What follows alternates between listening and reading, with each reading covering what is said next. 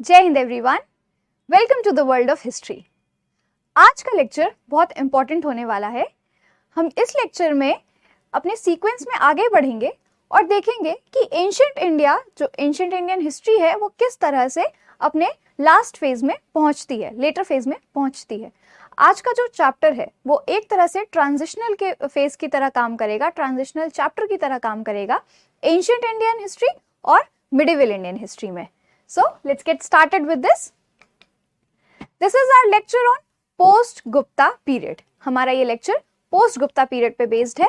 हमने गुप्ता एम्पायर के बारे में पढ़ा कि किस तरह से वो बहुत ही एक्सपैंडेड, डाइवर्सिफाइड और एक सेंट्रलाइज्ड एडमिनिस्ट्रेटिव सिस्टम के साथ स्टैब्लिश्ड एम्पायर था।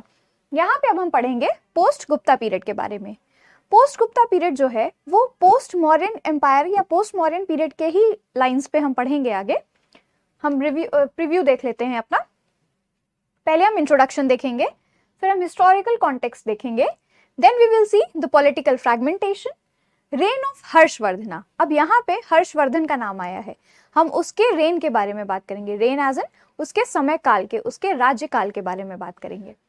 फिर हम देखेंगे जो रीजनल पावर्स गुप्ता एम्पायर के बाद अराइज हुई थी। हमने देखा था मौर्यन एम्पायर के बाद भी कुछ रीजनल पावर्स का उदय हुआ था। सिमिलरली गुप्ता एम्पायर के डिसइंटीग्रेशन के बाद भी कुछ रीजनल पावर्स का ओरिजिन हुआ था। उन्हीं के कुछ नाम हैं ये: Vakataka dynasty, Pallava dynasty, Chalukya dynasty. इन तीन डायनेस्टीज के बारे में हम देखेंगे, ये बहुत ही इंपॉर्टेंट है। कल्चरल एस्पेक्ट देखेंगे हम गुप्ता पीरियड में, पोस्ट गुप्ता पीरियड में। फिर हम देखेंगे कि इन डायनेस्टीज में भी कुछ स्पेसिफिक आर्ट फॉर्म्स का ओरिजिन हुआ है, हम उनके बारे में देखेंगे। Pallava art, Chalukya art, and last में हम इकोनॉमिक एस्पेक्ट के बारे में देखेंगे। इंट्रोडक्शन हम देख लेते हैं। Please have a look to this map. आप इस मैप को देखिए, ये दिखाता है हर्षवर्धन के एम्पायर को। पोस्ट गुप्ता पीरियड में हर्षवर्धन जो है वो सबसे इंपॉर्टेंट रूलर है, सबसे इंपॉर्टेंट रूलर माना जाता है, और उसी के बारे में हमें पोस्ट गुप्ता पीरियड को पढ़ना है, पूरा उसी के बेसिस पे पढ़ना है बेसिकली, कि कैसे हर्षवर्धन ने इतने बड़े एम्पायर के डिसइंटीग्रेशन के बाद भी कैसे पॉलिटिकल और एडमिनिस्ट्रेटिव स्टेबिलिटी को ऑर्गेनाइज किया है। हम उसी के बारे में पढ़ेंगे पोस्ट गुप्ता पीरियड में। Socio political dynamics and cultural transitions हम देख पाएंगे इस समय काल में। सोशियो पॉलिटिकल डायनामिक्स यानी कि सामाजिक और राजनीतिक दोनों ही स्तर पे बदलाव देखेंगे हम। साथ ही साथ सांस्कृतिक यानी कि कल्चरल एस्पेक्ट में भी हम ट्रांजिशन देख सकते हैं, यानी कि चेंज देख सकते हैं। पोस्ट गुप्ता एरा में हम ये विटनेस करते हैं। Political fragmentation, cultural exchanges and social structure में चेंजेस, ये हम देखेंगे। पॉलिटिकल फ्रैगमेंटेशन, ये हमने, अगर आप थोड़ा सा पीछे रिकॉल करेंगे तो मौर्यन एम्पायर के डिसइंटीग्रेशन के बाद भी ये सबसे इंपॉर्टेंट फीचर था, पॉलिटिकल फ्रैगमेंटेशन। एक बड़ा एम्पायर जब डिक्लाइन होता है या डिसइंटीग्रेट होता है तो उसमें से छोटे छोटे किंगडम्स या छोटे छोटे पॉलिटिकल पावर्स का ओरिजिन होता है। उसी सिमिलर लाइंस पे जब गुप्ता एम्पायर का डिसइंटीग्रेशन हुआ है तो कुछ छोटे छोटे पॉलिटिकल पावर्स का ओरिजिन हुआ है। हम उन्हीं के बारे में आगे देखेंगे। हिस्टोरिकल कॉन्टेक्स्ट क्या है? हिस्टोरिकल कॉन्टेक्स्ट में अगर हम देखें, आप पहले इस मैप को देखिए। ओके, जैसे ही गुप्ता एम्पायर का डिसइंटीग्रेशन हुआ तो वेरियस रीजन्स में आप देख सकते हैं कुछ हाईलाइटेड पोर्शंस जो हैं, ये वो वेरियस पॉलिटिकल पावर्स हैं या डायनेस्टीज हैं जो ओरिजिनेट हुई थी, जो स्टैब्लिश हुई थी on the ruins of Gupta empire, on the ruins of mighty Gupta empire. इतने बड़े साम्राज्य के विघटन के बाद ये छोटे छोटे राजनीतिक शक्तियों का उदय हुआ है। मौखरी, लेट गुप्तास, लेटर गुप्तास कह सकते हैं आप, चालुक्यास, मैत्रकास। ओके, ये वो बहुत छोटे छोटे पॉलिटिकल पावर्स हैं या किंगडम्स हैं जो स्टैब्लिश हुए थे। इनमें से हम कुछ के बारे में पढ़ेंगे, not all of them are important. हम अपने एग्जाम के पॉइंट ऑफ व्यू से पढ़ेंगे, जो जिनसे क्वेश्चन आते हैं, जो ज्यादा इंपॉर्टेंस रखते हैं। See, decline of Gupta empire is marked by political instability. आपको याद होगा जब मैं आपको गुप्ता एम्पायर पढ़ा रही थी तो लास्ट में जो पॉइंट था वो डिक्लाइन ऑफ गुप्ता एम्पायर था, और उसमें एक पॉइंट था कि इनएफिशिएंट रूलर्स का या पॉलिटिकल इंस्टेबिलिटी का, इंटरनल डिस्टर्बेंसेस का। तो वही इंटरनल डिस्टर्बेंस हो या आपके इनएफिशिएंट रूलर हो, वो अल्टीमेटली रिजल्ट किस में करते हैं? पॉलिटिकल इंस्टेबिलिटी में। And once political instability starts to prevail, the end result is decline of that empire or dynasty or kingdom or civilization. Okay, now how the political fragmentation took place, we'll see. With the fall of Gupta empire, political fragmentation experience किया Indian territory में. जैसे ही Gupta empire का विघटन हुआ, समापन हुआ, उसी के साथ पॉलिटिकल फ्रैगमेंटेशन हम देख पाते हैं. अभी तक मैंने आपको काफी बता दिया है इसके बारे में. डिसेंट्रलाइज्ड गवर्नेंस स्ट्रक्चर हो गया. ठीक है, डिसेंट्रलाइज्ड गवर्नेंस स्ट्रक्चर. अब हमने गुप्ता एम्पायर और मौर्य एम्पायर में एक की फीचर देखा था. क्या था वो? Strong and centralised governance and administration. एक मजबूत और केंद्रीकृत गवर्नेंस और एडमिनिस्ट्रेशन, शासन व्यवस्था जो थी वो मजबूत थी और केंद्रीकृत थी, राइट, सेंट्रलाइज थी. पर जैसे डिसइंटीग्रेशन होता गया, मौर्यन एम्पायर में भी, गुप्ता एम्पायर में भी, हम कौन सा फीचर देख पाते हैं? डिसेंट्रलाइज्ड गवर्नेंस का. ठीक है, विकेंद्रीकरण हो गया, विभाजित होने लगा गवर्नेंस, शासन व्यवस्था. और कोई भी चीज जब विभाजित होगी या विघटित होगी तो उसका कमजोर होना तय है. ठीक है, influenced local political dynamics and administrative practices. अब इस डिसेंट्रलाइज्ड एडमिनिस्ट्रेशन का असर किस पे पड़ा? लोकल पॉलिटिकल डायनेमिक्स में. जो लोकल आपकी अंदरूनी जो राजनीतिक डायनेमिक्स थे, जो राजनीतिक रिश्ते थे, उन पे असर पड़ा है इस डिसेंट्रलाइज्ड गवर्नेंस का. आप ऐसे सोचिए, कहीं की सरकार जो है वो कमजोर हो रही है, किसी देश की, किसी स्टेट की सरकार कमजोर हो रही है, तो और जो उसके पॉलिटिकल राइवल्स होंगे उस पर्टिकुलर जगह पे, वो उस चीज का फायदा उठाएंगे. एग्जैक्टली वही यहाँ पे हम देख सकते हैं. ठीक है, जैसे ही गुप्ता एम्पायर में इंस्टेबिलिटी आई, जैसे ही वो डिसइंटीग्रेट होना शुरू हुआ, बिल्कुल वैसे ही वहां जो अंदरूनी जो इंटरनल पॉलिटिकल पावर्स थी, लोकल पॉलिटिकल पावर्स थी, उन्होंने इस चीज का एडवांटेज लिया and they fragmented the Gupta empire, और उन्होंने छोटा छोटा अपना राज्य स्थापित कर लिया. Now will come to reign of Harshvardhan. हम हर्षवर्धन के शासनकाल को देखेंगे. ठीक है, आप ये पिक्चर देख सकते हैं, हर्षवर्धन की है, और ये है हर्ष का एम्पायर. ठीक है, this is Harsha's empire. Now यहाँ पे ध्यान देने वाली बात क्या है? आप इस चीज को इस तरह से समझें कि बहुत बड़ा था गुप्ता एम्पायर, एक्सपैंडेड था, बहुत लार्ज टेरिटरी को कवर कर रखा था उसने. ठीक है, बहुत बड़ा साम्राज्य था, सेंट्रलाइज था. विघटन हुआ, छोटे छोटे राजनीतिक शक्तियों का उदय हुआ, पर उसके बाद भी उसमें से हर्षवर्धन का एम्पायर सबसे लार्जेस्ट है. सबसे मैक्सिमम एरिया हर्ष के एम्पायर ने कवर किया है. तो हम ये देख सकते हैं कि पॉलिटिकल पावर इंस्टेबल तो हुई, फ्रैगमेंटेशन तो हुआ, विघटन तो हुआ, पर उसमें भी जो सबसे मजबूत लीडर था, जो सबसे मजबूत राजा था, उसने सबसे बड़े एम्पायर को, सबसे बड़ी टेरिटरी को कवर किया. ओके, इसीलिए हर्ष के शासनकाल को बहुत महत्व दिया जाता है एंशिएंट इंडियन हिस्ट्री में. नाउ अब यहाँ पे आप देख सकते हैं, see look at this area, this is Harsha's empire, right. Pushyabhutis लिखा हुआ है यहाँ पे, आप ये वर्ड देख पा रहे हैं, पुष्यभूति. अब पुष्यभूति वो डायनेस्टी है जिससे हर्ष बिलोंग करता था. ठीक है, पुष्यभूति डायनेस्टी में सिर्फ हर्ष अकेला राजा नहीं है, हर्षवर्धन अकेला शासक नहीं है. ये वो चार्ट है, ये वो पूरा चार्ट है जिसमें पुष्यभूति डायनेस्टी के वेरियस रूलर्स का नाम दिया हुआ है. बट यहाँ पे you don't have to worry about these names, और आपको इनको मेमोराइज करने पे ध्यान नहीं देना है. आप बस ये जान लें कि हर्षवर्धन अकेला शासक नहीं था. पुष्यभूति डायनेस्टी एक काफी लार्ज डायनेस्टी थी, बट उसमें जो प्रोमिनेंट वन था वो हर्षवर्धन था. ठीक है, उसी के शासनकाल में सबसे ज्यादा टेरिटरी को एक्सपैंड किया गया होगा, सबसे ज्यादा एडमिनिस्ट्रेटिव चेंजेस हुए हैं, इसीलिए वो इतना महत्व रखता है. देयर आर वेरियस किंग्स, आप तसल्ली से पढ़ सकते हैं, just go through it once. इस चार्ट को आप देख लीजिएगा एक बारी, I will provide it in notes as well. बाकी आपको इसके लिए परेशान होने की जरूरत नहीं है. ओके, यहाँ ध्यान देने वाली बात क्या है कि हर्षवर्धन किस डायनेस्टी को बिलोंग करता था? पुष्यभूति डायनेस्टी को.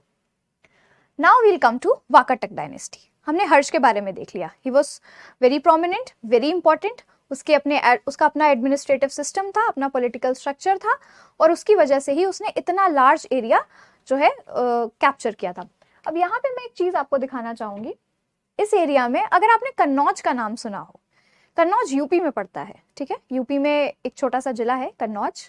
कन्नौज जो था वो मेन सेंटर था पुष्यभूति डायनेस्टी का. Kannauj was the main center for Pushyabhuti dynasty और to be specific for Harshvardhan. Harshvardhan के शासनकाल का मेन अर्बन सेंटर था कन्नौज। और कन्नौज के बारे में एक फन फैक्ट है कि कन्नौज को इत्र की नगरी कहते हैं। कहा जाता है कि कन्नौज की नालियों से भी इत्र की खुशबू आती थी। ऐसा क्यों है? क्योंकि कन्नौज में इत्र के कारखाने थे, परफ्यूम्स, फ्रेग्रेंसेस। पूरा कन्नौज जो था वो इत्र के कारखानों के लिए ही मशहूर था। आज भी है वहां पे, बट उतने लार्ज स्केल पे नहीं होता है प्रोडक्शन परफ्यूम्स का, but still Kannauj is famous for perfumes. Harsha के शासनकाल में या पुराने टाइम में आप देख सकते हैं एंशिएंट इंडियन हिस्ट्री में Kannauj was famous for perfumes. इसीलिए उसके बारे में कहा जाता है कि जो कारखानों से कचरा भी निकलता था तो वो चूंकि फूलों से और वेरियस फ्रेग्रेंट प्रोडक्ट से बनाए जाते हैं परफ्यूम्स, तो कारखानों से निकलने वाला कचरा जो नाली में बहता भी था तो उसमें से भी इतनी खुशबू आती थी कि नालियां महकती थी कन्नौज की। Just a fun fact. Now coming to Vakatakas. आप इसके साथ ये ध्यान रखिएगा कि हर्षवर्धन के शासनकाल में इंपॉर्टेंट जो प्लेस है that is Kannauj. Vakataka dynasty. Okay, now Vakataka dynasty का आप एरिया देखिए। This is the area for Vakataka dynasty, right. आपको महाराष्ट्र का कुछ एरिया दिखेगा and here you can see Gujarat के जस्ट साउथ में can see a larger area जिसे वाकाटक्स ने कैप्चर किया हुआ था। रामगिरी उनकी कैपिटल थी, a very prominent centre. Coming to Pallava dynasty, ये एक और डायनेस्टी है पोस्ट गुप्ता पीरियड में। हमने पहली देख ली पुष्यभूति जिसमें हर्षवर्धन था, then we saw Vakatakas, then we are here seeing Pallava dynasty. Pallava dynasty भी पोस्ट गुप्ता पीरियड की एक प्रोमिनेंट डायनेस्टी है। इनका जो वो है एरिया है, जो एक्सपेंशन है, वो आप आंध्रा रीजन में देख सकते हैं। Please have a look at it. आपको आंध्रा रीजन में ये मिल जाएगा पल्लव्स का एक्सपेंशन। पल्लव डायनेस्टी के बारे में हम बहुत डिटेल में पढ़ेंगे साउथ इंडियन किंगडम्स जब पढ़ेंगे। हम चोल, चेर, पांड्य, पल्लवास इनके बारे में संगमेश और साउथ इंडियन किंगडम्स में जब हम पढ़ेंगे, ये अलग से लेक्चर होगा आपका, उसमें हम डिटेल में जानेंगे क्योंकि इनके आर्ट एंड कल्चर के बारे में जानने के लिए बहुत कुछ है, ये एक लेक्चर में कवर नहीं हो सकता। So just you need to remember that Pallavas were a dynasty जो ओरिजिनेट हुई थी आपकी पोस्ट गुप्ता पीरियड के टाइम पे, और उनका एक्सपेंशन कहाँ पे था? आंध्रा रीजन में। ओके, सदर्न रीजन में, आंध्र प्रदेश में। Then we come to Chalukyas. Chalukyas को आप उनका ये रीजन देख सकते हैं। नाउ पल्लवास के लिए जो मेन सेंटर था वो कांचीपुरम था, चालुक्यास के लिए इट्स बादामी। ठीक है, बादामी का जो क्षेत्र है वो है आपका चालुक्यास के लिए। कर्नाटक का जो रीजन है वो बेसिकली चालुक्यास का एरिया था। चालुक्यास का एक्सपेंशन जो था वो कर्नाटक के रीजन में था, और बादामी एक जगह है जो उनका इंपॉर्टेंट सेंटर था। अब हम देखेंगे cultural aspect. Now let me tell you, although post Guptan empire जो है वहां पे हम पॉलिटिकल फ्रैगमेंटेशन देख पाते हैं, डिसइंटीग्रेशन ऑफ पॉलिटिकल पावर देख पाते हैं, लेकिन पोस्ट गुप्ता पीरियड का कल्चरल एस्पेक्ट बहुत स्ट्रॉन्ग था और उसमें सबसे ज्यादा कॉन्ट्रीब्यूट किया है आपकी चालुक्य डायनेस्टी और पल्लव डायनेस्टी ने। We'll take a look. ये जो आप देख रहे हैं ना, this is a Vesara style of architecture. Now please go back. मैंने आपको बताया था गुप्ता एम्पायर में कि वहां पे टेम्पल आर्किटेक्चर का ओरिजिनेशन हुआ था। गुप्त काल में या गुप्ता एम्पायर में टेम्पल आर्किटेक्चर शुरू हुआ था। ठीक है, और हमने पढ़े थे 3 टाइप्स ऑफ टेम्पल। नागर जो हमारा नॉर्थ इंडिया में था, नॉर्थ इंडियन स्टाइल है, Dravidian south Indian style of temple architecture, and Vesara जो सेंट्रल रीजन में था, सेंट्रल इंडियन टेरिटरी में जो था। तो this is Vesara style of temple. इसमें मिक्स है नागर का भी एंड द्राविडियन आर्किटेक्चर का भी। और ये एक वो है रथ टेम्पल है, इसे रथ टेम्पल के नाम से जानते हैं, और ये पल्लव डायनेस्टी का एक प्रोमिनेंट फीचर है। रथ टेम्पल्स जो है वो पल्लव डायनेस्टी के टाइम पे बनने शुरू हुए थे, और ये एक पहचान देते हैं पल्लव डायनेस्टी को, एक स्पेसिफिक पहचान दी है रथ टेम्पल्स ने पल्लव डायनेस्टी को। It facilitates, post Gupta period जो है वो it facilitated extensive cultural exchanges. मैंने बताया आपको कि पोस्ट गुप्ता पीरियड का कल्चरल एस्पेक्ट बहुत स्ट्रॉन्ग था, बहुत सारी कल्चरल एक्सचेंज हुए हैं उस टाइम पीरियड पे। Cultural practice, blending of cultural practices हम देख पाते हैं, languages, religions and enriching the Indian cultural tapestry. Now ये जो वर्ड है ना, ब्लेंडिंग ऑफ कल्चरल प्रैक्टिसेस, इसका आप एक एग्जाम्पल सोचिए। अभी जस्ट मैंने आपको बताया कि वेसर स्टाइल ऑफ टेम्पल जो है दैट इज मिक्स ऑफ नागर style of temple architecture and Dravidian style of temple architecture.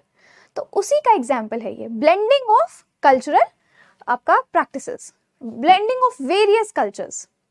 दो डिफरेंट टाइप ऑफ आर्किटेक्चर है, दो डिफरेंट फॉर्म्स ऑफ आर्ट हैं, पर उनका ब्लेंड हुआ, उनका मिक्स हुआ और एक नई आर्ट फॉर्म ओरिजिनेट हुई, that is vessel style of temple architecture.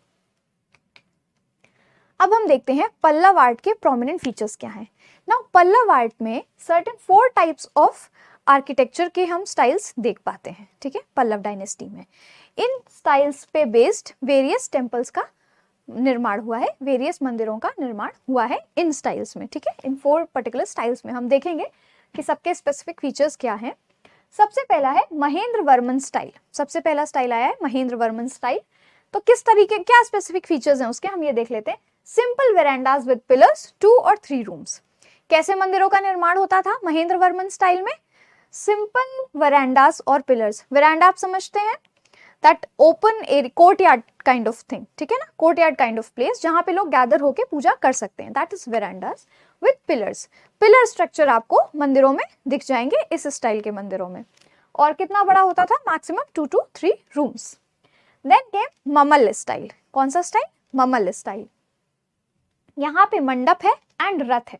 अभी मैंने आपको बताया, रथ टेम्पल दिखाया आपको कि वो पल्लव डायनेस्टी का एक प्रोमिनेंट फीचर है।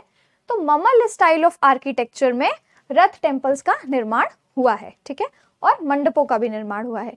मंडप भी आपके कोर्टयार्ड ही होते हैं जो ऊपर से वो होते हैं जहाँ पे शेल्टर पड़ा होता है, ऊपर से कवर्ड एरियाज जो हैं, कोर्टयार्ड विच आर कवर्ड अब on the upper side they are mandapas, ठीक है।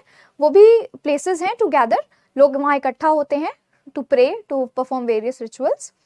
और वेरांडा क्या है? इट्स ओपन एरिया, वहाँ पे कोई ऐसा शेल्टर नहीं है ऊपर से, ठीक है। तो ममल स्टाइल में हम देखते हैं मंडप और रथ टाइप ऑफ टेम्पल्स का। इसके एग्जाम्पल्स हैं वराह टेम्पल, महिषी टेम्पल, सप्त पगोड़ा टेम्पल। सप्त पगोड़ा टेम्पल रथ टेम्पल का एक एग्जाम्पल है, ओके। राज सिंह स्टाइल। अब यहाँ पे क्या है? Free standing temples. Free standing temples हवा में लटके हुए टेम्पल्स नहीं है, ओके। फ्री स्टैंडिंग का मतलब ये नहीं कि उनका कोई बेस या स्ट्रक्चर नहीं है, इसका मतलब है कि वहां पे पिलर्स की मौजूदगी नहीं है, ठीक है, there is absence of pillars, that is why free standing temples. Example क्या है? Shore temple of Mahabalipuram and Kailash temple, ठीक है। Absence of pillars equals to free standing temples. किस स्टाइल में? राज सिंह स्टाइल में। Then Nandi Varman style. नंदी वर्मन में स्मॉल टेम्पल्स हैं, छोटे छोटे टेम्पल्स हैं, और ये डिक्लाइन ऑफ पल्लव आर्किटेक्चर को दिखाते हैं। जब पल्लव आर्किटेक्चर का डिक्लाइन हो रहा था या पल्लव डायनेस्टी अपने डिसइंटीग्रेशन के फेज में थी, उस समय जिन मंदिरों का निर्माण हुआ है वो आपके नंदी वर्मन स्टाइल में हुए हैं, और उनका फीचर क्या है? छोटे होते थे। अब आप इसको इकोनॉमी से जरा कनेक्ट करिए। पल्लव डायनेस्टी का जब विघटन हो रहा होगा तो इकोनॉमी रुइन हो रही होगी, इकोनॉमी का भी क्षरण हो रहा है, साथ में कम हो रही है, विघटित हो रही है।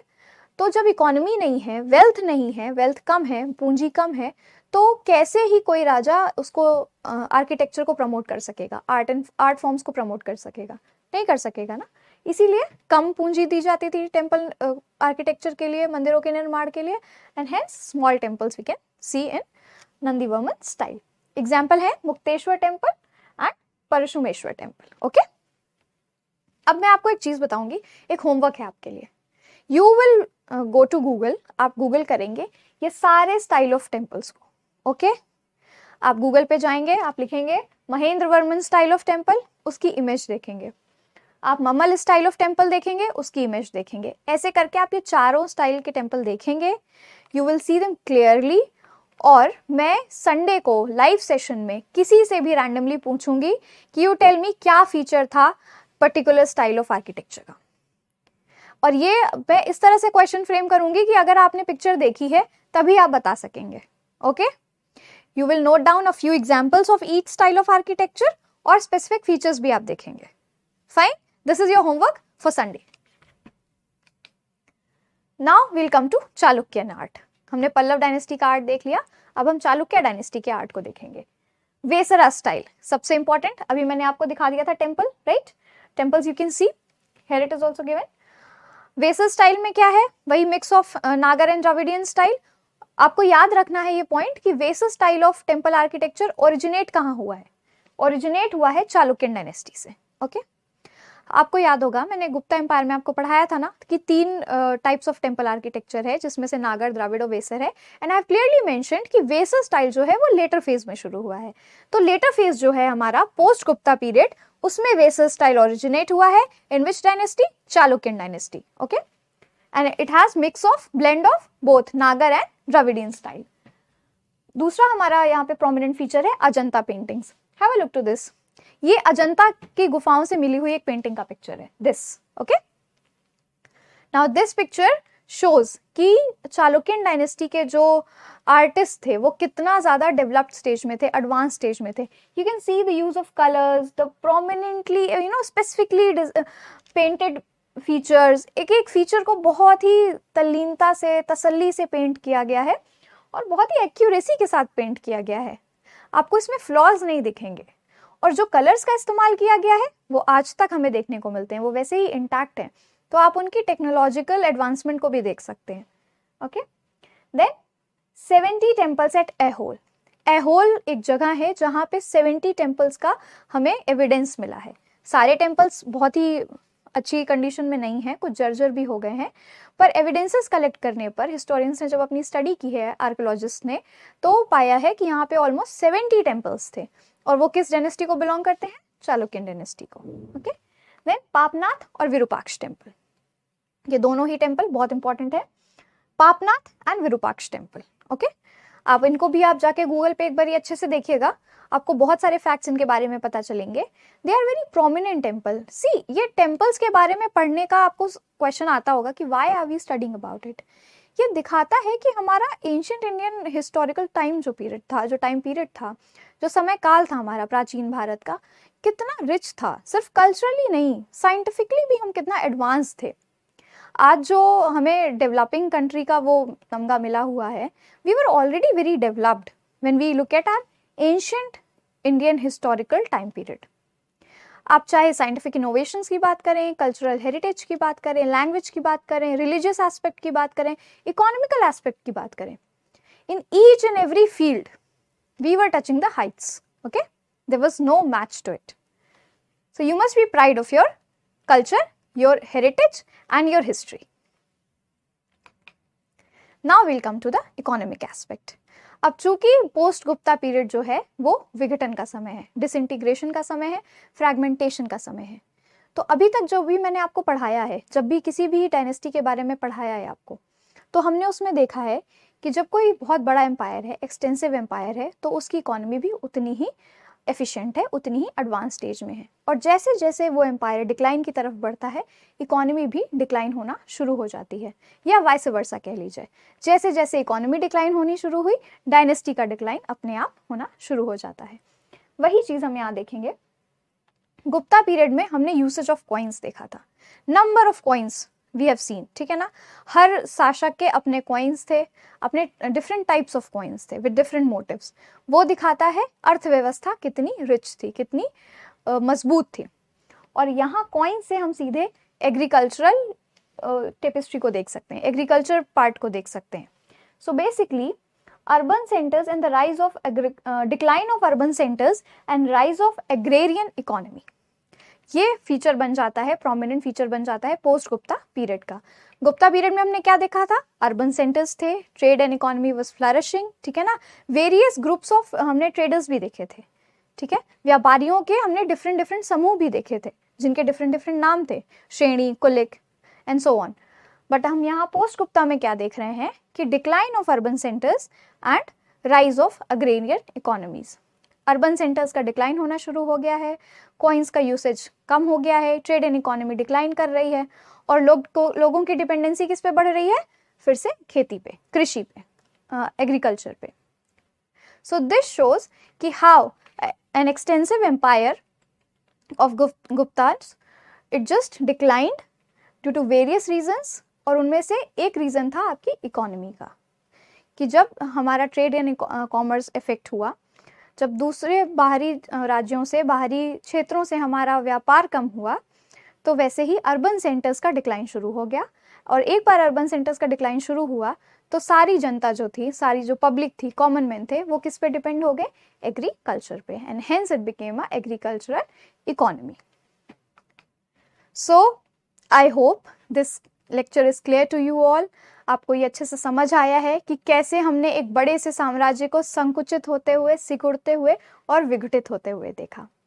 इतिहास की खूबसूरती यही है, कोई चीज़ बहुत ही बेसिक लेवल से शुरू होगी, बहुत ही ओरिजिन में वो बहुत ही बेसिक सिंपल लगेगी, धीरे धीरे उसका विस्तार होता है, वो अपनी पीक पे पहुंचती है, ठीक है, अपनी फ्लरिशिंग स्टेट में पहुंचेगी और वापस से वो ग्राफ नीचे जाता है, वो कर्व नीचे जाने लगता है और हम बड़े बड़े साम्राज्यों का, बड़ी बड़ी सभ्यताओं का विघटन देखते हैं। यही इतिहास की खूबसूरती है। इतिहास को इसी तरह पढ़ना चाहिए। अब जब इतिहास को आप इसी तरह पढ़ते हैं तो आपको समझ आता है कि ये सिर्फ इतिहास का ही फीचर नहीं है, प्रकृति का भी यही नियम है, यू नो, कि प्रकृति आपको एक बारी बहुत फ्लरिशिंग स्टेट में दिखेगी, फिर वो अपने पीक पे होगी, फिर लोग उसको एक्सप्लॉइट करेंगे and then it starts to devastate and decline. Okay, so please keep learning history, keep living history. आप इतिहास को ऐसे ही पढ़िए, आपको जरूर समझ आएगा and you start enjoying it. Thank you. जय हिंद।